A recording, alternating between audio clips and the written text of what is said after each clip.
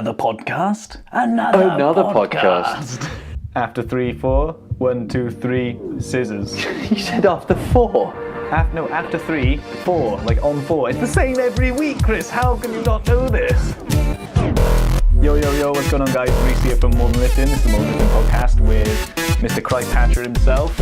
Want to say hi, mate? Hi, mate. Cool beans. We're talking about bodyweight training, calisthenics, public nudity, handstands, and sometimes a clean and snatch or two. You know what? I actually forgot that a clean and snatch wasn't a real thing, and it was just a personal joke between us. Like the other week, I was like, yeah, clean and snatch, and someone was like, what? I was like, oh, that's a joke from my podcast. And they just looked at me like, what the fuck?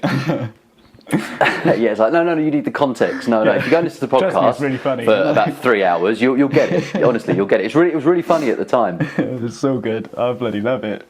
Anyway, yeah, guys, in this episode, we're talking about pulling your finger out, going balls to the walls, and shooting for the stars. Those 3 things. Love it. Because it's about time. You know, we're at the end of winter now. Spring's coming round. It's time to put the work in. We're all in the rhythm. We've lost a bit of that Christmas weight. You know, shed a little bit of fat, and now it's time to really get ready for summer. Because if you're going on holiday, mate, you want to look your best. Chris is already on holiday, and he knows more than anyone that he should be looking his best right now. I really should. I should be looking better than I do. Put it that way. But yeah, no, it definitely has given me a bit of a kick up the backside getting out to Madrid, because you get here and, you know, fortunately the sun's shining. It's pretty warm. It gives you that kind of holiday vibe. Even though I'm here predominantly working, it does get you into the mindset of, oh right, yeah, you know, I want to feel good when I'm out on the beach. You know, I'm not doing it for anyone else. I just want to feel confident in my own skin. I want to kind of be the best I can be. And what goes wonderfully hand in hand with that is pushing myself in the gym, you know, testing my limits, because the only way I'm going to get any real physique change isn't just through, you know, the maintenance-based work, which we've talked about previously, just ticking over, which has its place. It's certainly, you know, it can serve you really, really well when you're in a period in your life where you're not up for pushing yourself too hard, or you just need to get in and out of the gym pretty quick because you've got other things that are demanding on your time. But now it's all about saying, okay, well, if I want to look good and I want to feel good, then I'm going to have to perform a little bit better than I have been up until now. I'm going to have to push the limits, push the boundaries, see really what I can get out of my body safely and effectively, but really just see how far I can go. And that's inspiring, because I'm all for, when it comes to goal setting, taking things away from the aesthetic and the superficial as much as you can. It's there, like, we can't deny that. It has its place. You know, for a lot of people, it's the gateway for getting into fitness in the first place, because they want to just look better. You know, they want to have greater confidence in their own skin. But what really serves, I think, better is that when people get into it, you then immediately try and put things into performance-based goals, things that are a little bit more measurable in the short term, where people can feel there's an actual certain degree of progress, rather than just, you know, how do I look in the mirror? That stuff counts, of course it does, because that's going to be, for the majority of people starting out, the key motivation. And it can be, even as we're talking now, for us who, you know, keep ourselves pretty fit and lean all year round, of thinking, yeah, I could probably look another 10% better than I do, so why not apply that? But attaching the aesthetic goals to performance-based goals as well, and vice versa, it just helps with the motivation. It just keeps you ticking over, it keeps you on track, it helps you progress faster and better. Yeah, definitely. That's the best thing about calisthenics, is like every week you learn a new trick. You learn to do this, so you notice each progression getting a little bit better. Everything's broken down into these step-by-step steps, and you just hopscotch your way along them until you can do a cross, which is what I'm currently working towards. Yeah, and it's brilliant, because most of the time my gym goals, my training goals, are around performance. It's about how much can I lift, how much better can I lift, what greater volume can I do. And then somewhere along the way, even though in the back of my mind there is that aesthetic goal, that superficial goal of wanting to look a little bit better and feel a little bit better, I sometimes catch myself in the mirror and go, oh, all of a sudden, yeah, Damn, Christ Thatcher, you look good.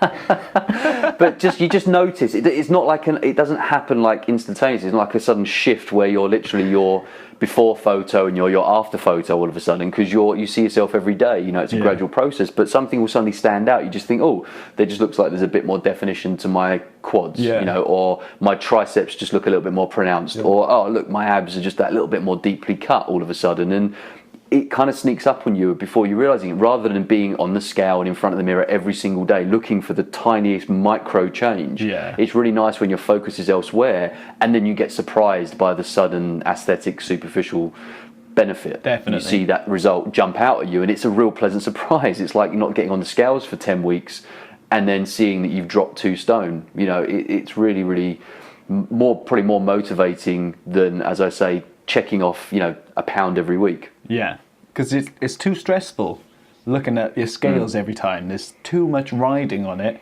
and there's too much. There are too many influences into that result at any one point in time. So if you're just watching the scales, or you're just checking out how hardcore you can flex, and how many little veins you can see, then you're winding yourself up. Whereas if you were working towards, like you say, little skill goals or weight numbers, okay, so for me obviously the weight numbers is slightly different, but if you're looking at that, then your goal is based on performance, as you say. Christ, I almost just call you Christ Thatcher anyway now. So it's all based on that performance, and that's like, it's a much better place, it's a much better way to approach your goals, especially for training. And then you definitely look sexy at the end of it. Well, that's it. It's a nice side benefit, but equally, like we said earlier, when you're actually chasing the performance goals and you want to push yourself harder, and particularly in calisthenics, gymnastics, it's all about performance. You can't, like we said, you can't just hide behind, your standard 70, 80 kilo bench press forever. It's not just about the weight you're lifting, it's about the skill itself. Yeah. It's about the functional movement capacity, and that's obviously translates over to weightlifting in the snatch and the clean and things like that. You're only going to lift more if you get better at the movement itself, if you really kind of keep dialing in on the fundamentals, same as in martial arts. You've got to keep going back to the foundational stuff and perfecting the movements time and time again, because the strength can be there, but if you're not well versed and coordinated and balanced and neuromuscularly conditioned for the actual drill itself, then you're only going to perform to the level that you were at before. You're never going to progress much beyond that. So the performance stuff is so key, but equally it's really nice to sometimes, when you're wavering on that stuff a little bit, or it's getting a bit frustrating, maybe realign with the aesthetic stuff. Yeah. Maybe say, maybe recognise, okay, well, look, I'm not quite nailing the planche, I'm not quite nailing my muscle ups, my cleans and my snatches aren't quite on point, my cleans and snatches aren't quite on point, and that can be frustrating. You've dropped a weight or two, you kind of didn't feel good in your positions, things were tweaking a little bit and you weren't happy, but then you can realign with the fact of, okay, well, I do feel that physically I'm looking better, I am kind of functioning a little bit better. You can realign with that stuff, it just, the combination of the two can be really, really powerful to keep moving you forward. Yeah, absolutely. Anyway, no, that's it. Intro done. Intro well and truly done. Romeo done.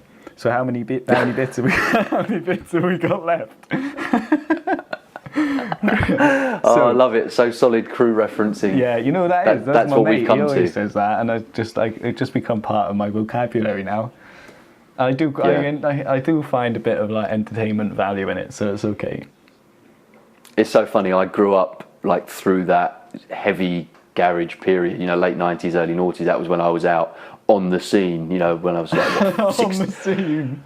16 through to say 22, when I was kind of out clubbing and in bars, and it was all about garage back then, and I absolutely despised 21 Seconds to Go as a song. I really didn't like it. Everyone did. At all. Well, it was kind of it felt like it was kids garage. It wasn't kind of raw, it wasn't the stuff that was being played on pirate radio. It was very commercial, it was a little bit naff, the idea of having 15 rappers doing one song. It all kind of, I don't know. It was popular. It was like it got to number one, and it kind of that didn't seem very authentic. I'd always rally against what was the mainstream. I liked the stuff that was a bit more underground. Yeah. But now, much like with things like Take That, for example, who I couldn't stand the first time they came around, all of a sudden nostalgia kicks in. I think this is this classic thing that happens to everyone once they get to the age of about 30. Nostalgia starts to kind of overwhelm you a little bit. You're like, oh, so I'm 30. I know all about nostalgia. No, but it's a thing. Like it really, really is. I don't remember being this nostalgic when I was in my 20s, and now like little things will come up like that, and I'm like, oh yeah, 21 seconds to go. If I was like at a wedding and someone played that, I'd be the guy dancing to it. I'd be slamming. Yeah, I'd be right in the middle of the dance floor, ripping it out, and yeah, you think to yourself, Christ, if the 17, 18-year-old me could see me now, he'd probably hate me. But there you go.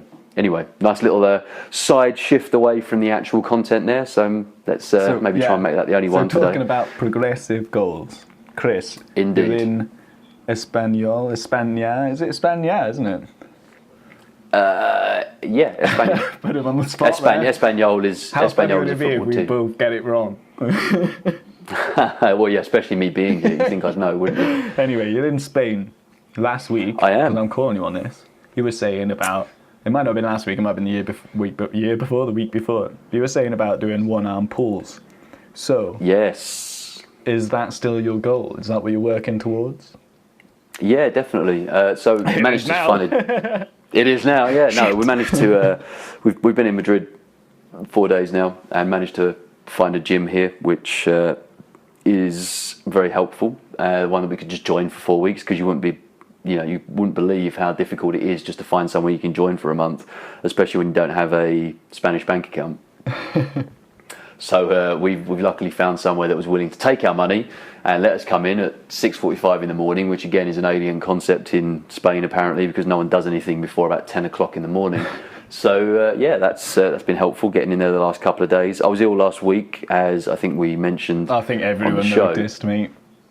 Yeah, I listened back to it a little bit, and my voice just sounded about 3 octaves lower than normal. So that was entertaining. So yeah, sorry for if that disrupted anyone's listening pleasure. But yeah, so the last couple of sessions have really been about just getting my body back into a place where it feels comfortable exercising, because I hadn't done anything for the best part of the week, and coming back with a sort of heavy chest and still not kind of breathing as well as I would like. That was the main thing the last couple of sessions, was just get my ass back in the gym, get moving again, kind of dust out the cobwebs and go. But yeah, certainly moving forward, I'm going to be cracking on with that. I'm hoping, probably won't make it tomorrow, but hoping on Friday I can get over to the bodyweight training area in one of the local parks, get on some of the parallel bars and pull-up frames they've got over there. So be able to test myself out on a few different things, and yeah, hopefully if the weather's nice as it is now, it'll be good to do a bit of training in the sun, because it's been a while. That's the El Retiro you're on about.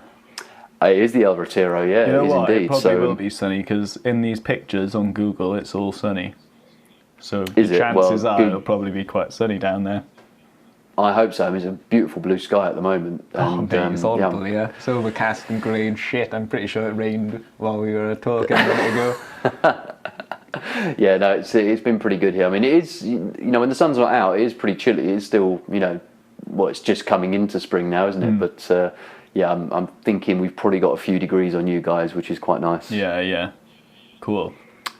So so the one-arm pull-ups, a few other body weight drills to get back in touch with, and basically just realign with a little bit, because I've kind of been out of the loop with some of my fundamentals, just dips, muscle ups, stuff like that. It's just it's not been a part of the program, part of the process recently. So just want to kind of throw myself back in and start having fun again, because that's the only downside to doing a lot of maintenance based work, is it just gets very boring, because like you're not chasing any particular numbers, you're not really pushing yourself to the upper limits. And while it can be nice to take a little bit of a break from that sort of pursuit, it also eventually, like everything, just gets a bit boring. So I find you need to change it up. in general is quite like demotivating.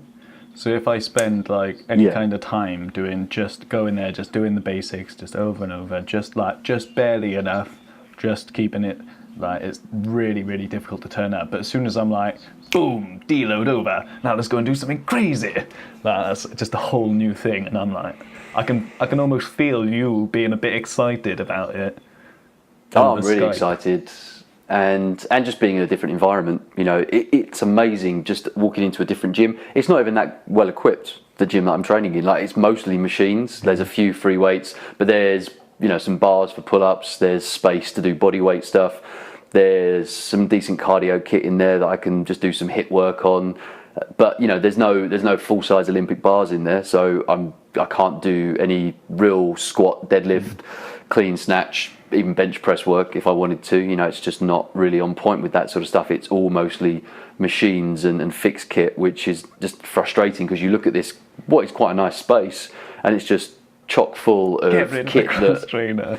Yeah, it really. Well, it's not even the cardio kit, because that's tucked away out the side as you walk in. There's a designated cardio space, and that's fine. It's when you get into what is the weights room. Yeah. Aside from the TRX, the free weights, and a couple of cable machines, in terms of functional training equipment, it just doesn't really exist. And maybe, you know, I look at these things and say I'd strip pretty much 80% of this stuff out, and I'd have open space. I'd have kettlebells, I'd have parallettes, I'd have dip bars, I'd have pull-up frames, you know. But that's just me. You know, I'm always going to have that view on gyms when I look at them. So it's good enough for what it is, but, you know, I want to.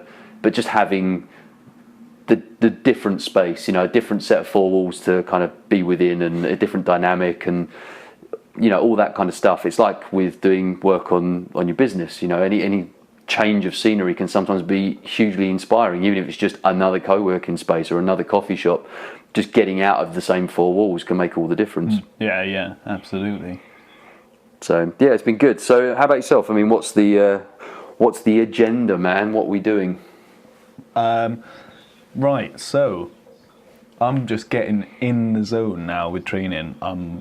I've kind of had a little deload week. I've cut my other cycles short a little bit, because I've kind of come to the realization that it's like I just need to start putting the work in. I need to be a lot more focused on my skill development and my stuff, like we talked about last week. But it's really time to push it now. So instead of finishing my kind of rep increase, I've kind of put that aside. That doesn't really matter right now. What's more important is I've got a national competition coming up soon. I've got a couple of little ones in between, but I've got a national competition coming up soon that last year I wanted to do certain skills for. I wanted to be at a certain level. There's no more fucking about with it.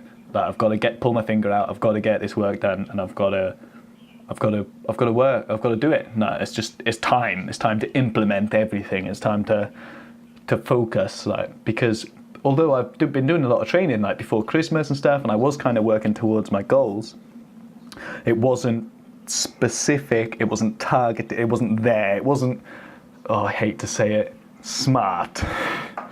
Fuck, man, I hate it. That's just so cheesy. I mean, it's true, like, don't get me wrong, it is correct, like, smart goals, but my God, is it cheesy. I hear about it all the time on people's podcasts and shit. Fucking hell, I've had enough of bloody smart goals. But well, mate, it's a cliche because it's true, isn't it? Yeah. It's cheesy because it's true, unfortunately. So you just have to deal with it. I know, yeah, and that's all right. I'm at that point. I'm like, right, I've said smart now, so we're past it. It's time, yeah. Okay. And that's really what it's all about. It's about getting these skills down. So how do I plan on it? Right, so my first thing really is floor skills. I've got to work on my stability on the rings a lot, to especially in planche positions, tuck planche, frog, advanced frog, like advanced straddle, like all these things. I've got to start working heavy on those, because that is key. I've got time down gymnastics where I don't have coaches, where I can work on things like my palm wall and stuff like that. My biggest obstacle, the floor. So I need to go all out on floor skills initially, because they're the scariest ones. Everything else is strength. I mean, okay, so I've kind of cut it a bit shy there, but it's predominantly strength. You've got high bar, you've got parallel bars, you've got, like, it's all strength. The floor is not. The floor is mobility, it's skill, and a lot of the time, shit in yourself. Yep. Sounds about right. So tonight, my Wednesday session, it's about floor skills. And that's predominantly what my Wednesday sessions are going to be about now. Mostly floor, getting these skills down, because it's not just about learning them. Last year I rushed a load of floor skills to learn for the competition. And on the day of the competition, I was practicing them with support from my coaches because I was still scared doing it. I don't want to be in that position this year, especially when I'm trying to learn higher level skills. I want to have them dialed, I want to be confident doing them, and I want to be able to just throw them out there without worrying about it. No, I can sympathise with that. I mean, I've had it with martial arts. I've never done any weightlifting competitions or anything like that, but martial arts is probably the parallel I can draw, and there's nothing worse. I've had it not many times, but once or twice, where you turn up to a competition, you turn up to even a grading, and you know what you need to do, but you don't feel quite as prepared as you could be for whatever reason. Other things have got in the way, and you're not walking in there feeling like I've got this, like I completely own everything I have to do today. I've got no fear of anyone else here because I know I'm going to do the best that I possibly can. And there's no worse feeling than walking into a room feeling that I don't have, I'm completely out of my control. Like I don't feel confident. I don't feel like I'm going to give a good representation of myself. I need to, the morning, as I'm there warming up, I'm actually trying to very discreetly, so no one else sees, go through everything that I know I want to do within the competition itself. I'm practicing combinations and different movements that I am going to be using out on the mat because I haven't done as much preparation as I needed to for it. And obviously psychologically, even physiologically, you may have the capacity to do it, you may have the edge, but psychologically that really wears you down. Yeah, and it puts you under a load of stress. Whereas if you turn up there already prepared, then you're confident, you have belief in yourself, and it's unshakable. And that's the kind of state you need to be in for a competition of any sort. I mean, it doesn't matter what kind of competition it is, because at the end of the day you're competing, and if you're not confident, your performance is going to suffer. If you haven't, as you say, been putting the work in, then your performance is going to suffer. If you've gone out on the piss the night before and you haven't gone bloody bed, then your performance is going to suffer. And no one else gives a shit about that. No one else gives a shit about that. It's you you're being accountable to in that situation. Unless you're in a team game, in which case you're accountable to everybody else as well, and they have a fucking right to be pissed off with you if you're not prepared. Yep. That probably helps a little bit. Yeah. Whereas for me, it's not like that, because I'm not doing team gymnastics. It's me I'm accountable to, and to an extent I feel accountable to one of my coaches as well, because last year at the competition he walked me through every step and he psyched me up, and like he was really there for me in a way that the coaches, they're brilliant down at the club, yeah, but I never experienced that. That felt like it was just me and him. Do you know what I mean?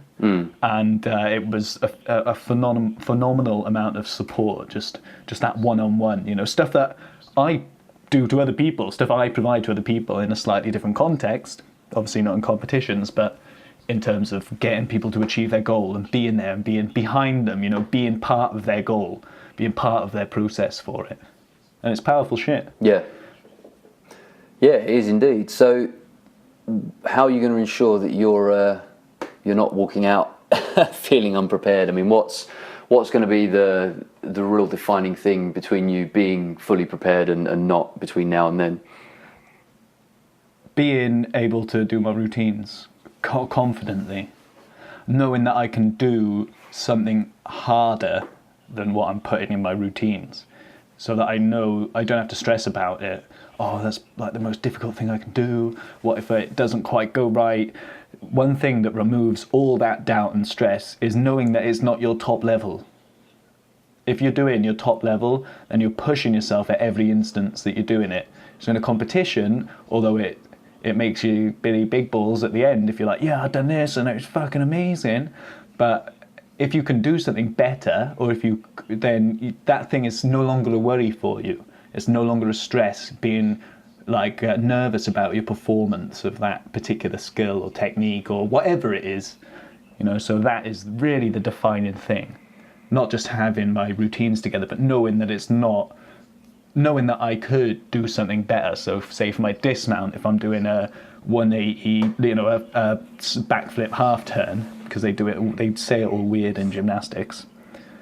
Knowing that I can do a double backflip half turn or a backflip full turn, you know, knowing that it's not my top level, so that because if it is, then I will be nervous about it, because you will naturally, you know, that's just how it is. So that's well, really when you're talking about high level skill work like that, you've got to have that psychological edge. You've got to have that confidence to be able to pull it out the bag, you know, when it really, really counts, because you've just got to have ultimately that complete trust in yourself. Yeah. And there's only a certain amount of general, let's say, bravado and cockiness or arrogance, whatever you want to call it, that's going to be able to get you to a certain level. There's, you know, some of that will kind of carry you through, and you can bullshit a little bit, but you know deep down, if you truly have full confidence in yourself to be able to execute when it actually counts. Yeah. And that is ultimately, I think that's true of everything in life, isn't it, really? Yeah. You know, we've just recorded another podcast episode for another podcast. Another podcast. Another podcast that I'm launching off the back of a business-based community that we're both involved in. And the same all applies. You know, we talked about, you know, talking a good game and being able to bullshit about, you know, I'm building a business and I'm, you know, creating this product, or I'm going to launch this website and whatnot. But, you know, when push comes to shove, that only gets you so far, because you can talk a good game for your entire life, but there's no ultimately ultimately the proof's in the pudding, isn't it? Is what do you actually have to show for all of that, you know, and talking just isn't going to cut it long term. Eventually you're going to have to really execute efficiently on what you're saying you're going to do. And, you know, everything in life, just having a vision isn't enough. You know, having a plan, having a strategy, it is about, you know, actually carrying it out and being confident in your ability to really do it when it counts. Yeah. So that's one of my big things, that confidence, being able to be in that thing.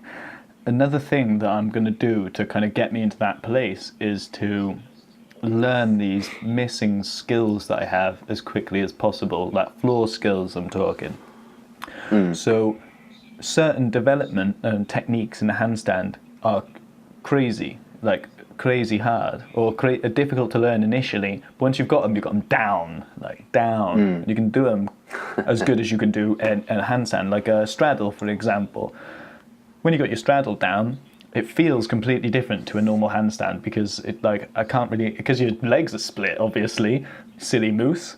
But what I mean is, it's the feel in your body, like your position, your coordination is different. But once you got it, you got it. And once you can do a handstand, and you can get into that straddle position, you'll be able to learn to hold it really quick. But then you've got things like transitions into and out of handstands, like a weird, like a spinny, like a side roll up into a handstand, or a backwards roll up into a handstand, or like rolling into a handstand but pivoting through, and things like that end up being very difficult skills initially. But once you can get from the floor into one handstand, you can get from the floor into 3 different variations quite quickly. So you can build high-level techniques by working on 1 or 2 tiny little disciplines that are going to transfer across a multiple skills that you can learn from that platform, those foundations. Just like with bodyweight training, learning your pull-ups, your dips and your leg raises helps you learn everything else. Learning things like handstand push-ups, or getting your handstand elbow lever down, or getting my full planching is going to have exponential results further up the line, with learning things like circles, flaring, like all these skills. So a lot of at-home training is on the schedule as well. Home training, but of handstand skills, handstand development, one-arm handstands, pivoting, turning, walking around for ages, like just stupid handstand stuff, really. Yeah, couldn't agree more. It is, I do like that concept of exponential growth. You know, those things, those 1 or 2 small things within any discipline that are just going to push you much further forward than anything else, you know, and more often than not they are just the fundamentals. They are the real simple things that allow you to then build upon. You know, it creates a much more solid foundation for everything else you then do thereafter. And that's not to say it's just the one thing, you know, there's another step somewhere down the line, there's another skill to be acquired that's going to then give you that exponential jump forward. It's going to push you much further ahead than you currently have been. Yeah. But then there are those periods in between which, you know, where the grind has to happen, you know, the actual consistent work and, you know, the development of the skill you've just attained, just to kind of dial that in before you can get to that next stage. But, you know, it does happen in every aspect of training where you just get that one thing that suddenly, once you've nailed it, all of a sudden it just seems like your progress from that point forward is just enormous. And you just think, my God, you know, it doesn't feel like there's any sort of ceiling to it. Eventually there is, and things start to slow down. But, you know, ultimately just consistently pushing through again, you'll hit the next level and the next level beyond that as well. So it's just, you have to have faith in those things coming. It's just, again, this applies to everything in your life, I guess. It's just having faith that the patience, the consistency, the hard work is going to pay off in time, and then you're going to get that moment. You're going to get that little sudden shift where everything jumps massively further forward. You've just got to be mindful and patient enough to know it's coming and not force it too much. Yeah. So that's the main plan for me, really.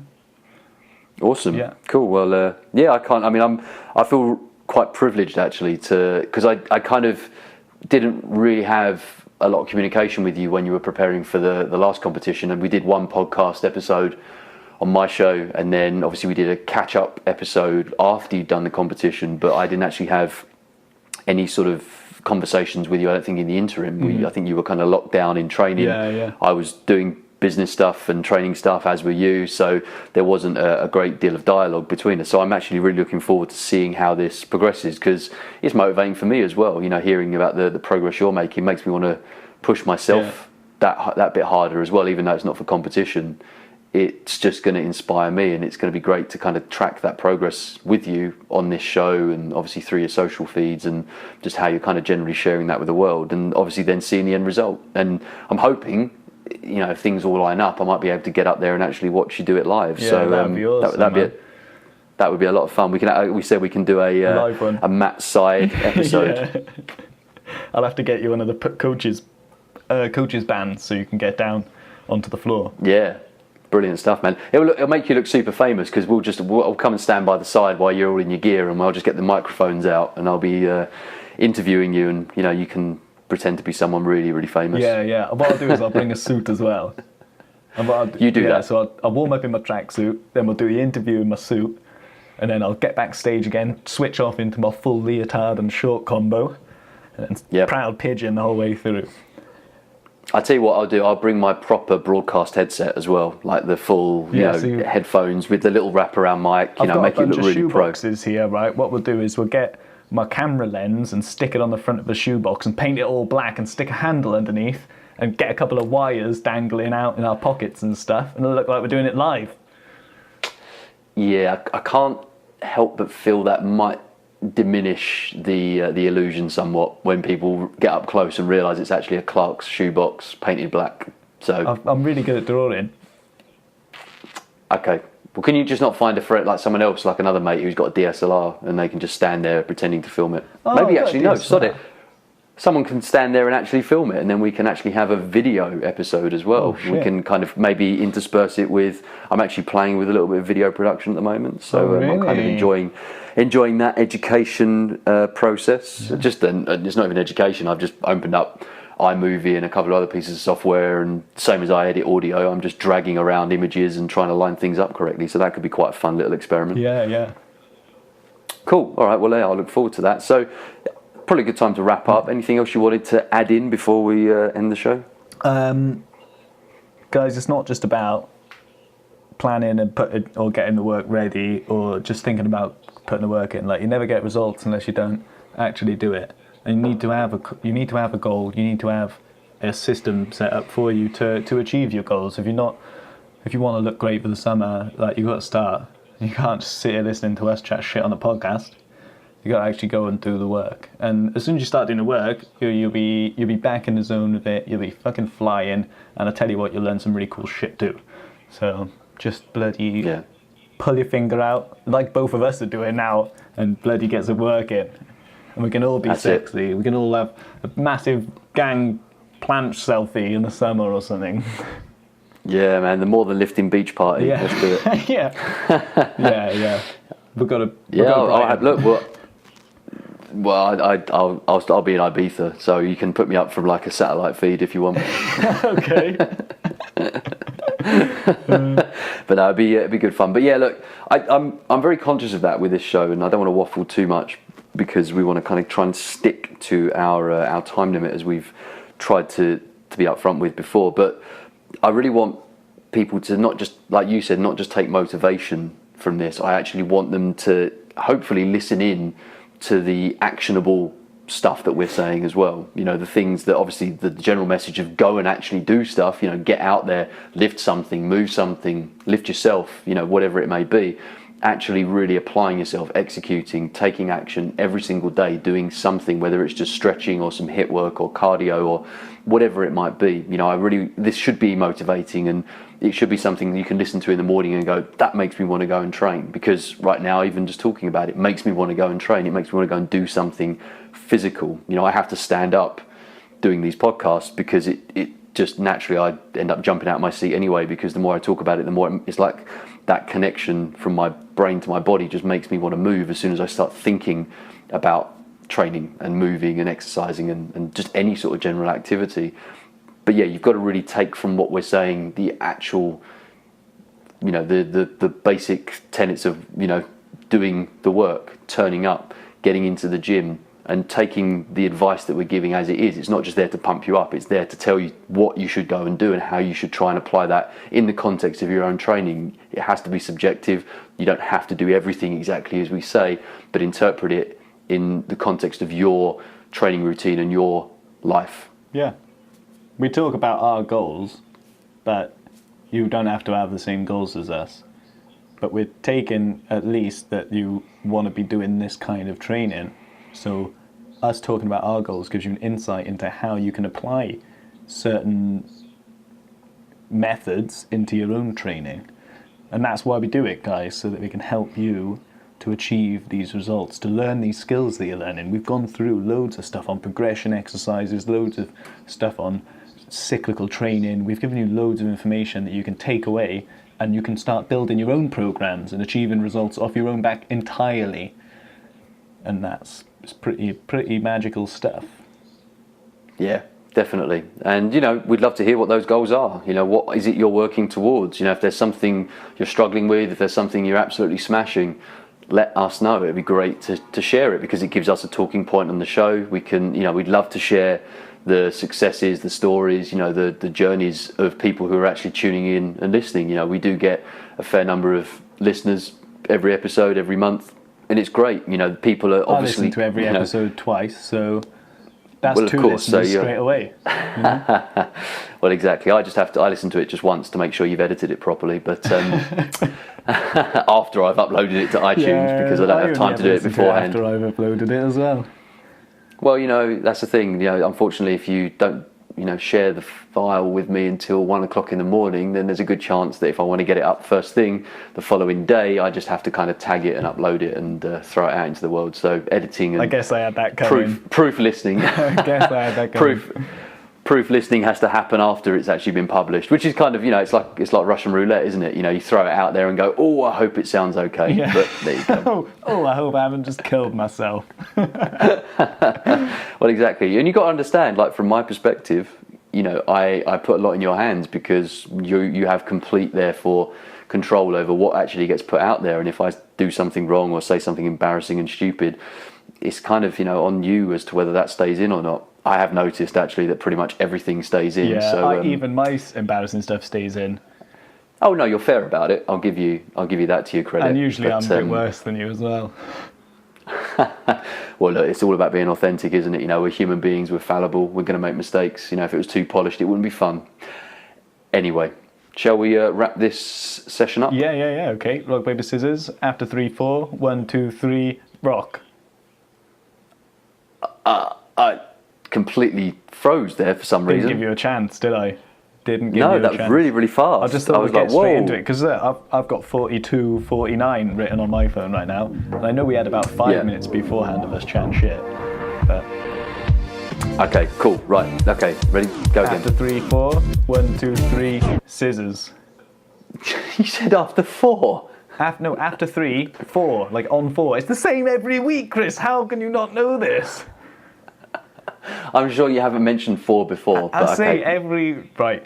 Listen back to every bloody podcast After- episode. Get our listens up, yeah, and just Okay. skip to the end and listen to me. You have to skip about 15 minutes in from the end though, because it takes us a long time to do the outro.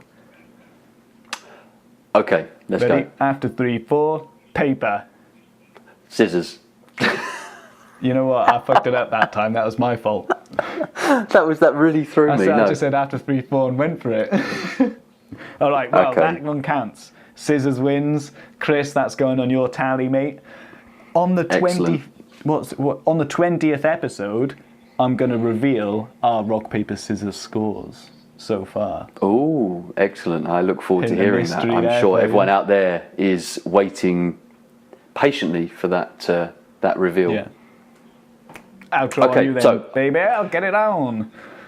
Awesome stuff. Okay, guys, if you like what you heard today and you are not already, do head over to iTunes to subscribe. And also, if you haven't yet, leave us a rating and review to help other people find the show and just spread the good word if you think we're worthy of it, which you hopefully do if you've listened thus far. If you want to connect with us on social, you can find me as Coach Thatch. You can find Rhys as More Than Lifting on pretty much every channel going. We don't always post a lot, but we do try and post a certain degree of quality to give you value as we do with the show. So Sometimes yeah, we it's not post always stuff in Latin accidentally.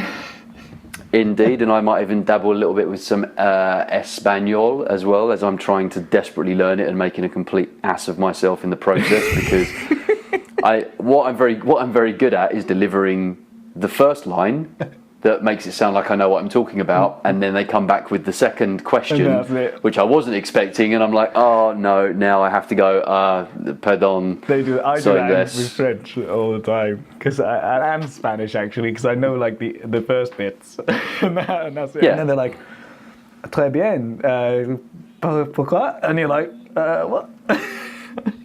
Yeah, exactly. So, but yeah, hopefully I'll have picked up a little bit while I'm here. I'm feeling it kind of coming back slowly already in the first couple of days. So, yeah, we'll see how that one goes. So, yeah, look, guys, connect with us on social. Share the show around as much as you can. Please, get other people onto it. If you've got any questions, comments, feedback, if you'd even like to be on the show, hey, we're open to everything. Reach out. We'll try let us everything know. once. Indeed, yeah, you've got to be open-minded Chris will, about anyway. these things. So, Including the yeah. quick bum.